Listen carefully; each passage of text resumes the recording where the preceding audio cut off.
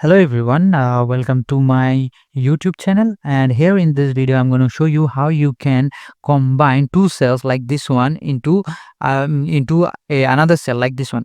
So let's start the video. To make this two cell into one, all you have to do is just select another cell here, and here type equal to and type concatenate, and this is the function. Select it, and after that select the first cell here and type comma and then quotation space quotation, then comma again, and select the second cell and close the bracket and click enter.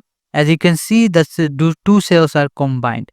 So I'm going to show you again if you want to combine another two cells to how to do it. So select equal here and select concatenate here again, the same process, and then quotation space one space quotation comma, select the second cell, close the bracket and select enter, and you can see you can easily combine two cells into a one cell. So this is the video, and I hope this is a helpful video for you, and I will catch you guys on to the next video.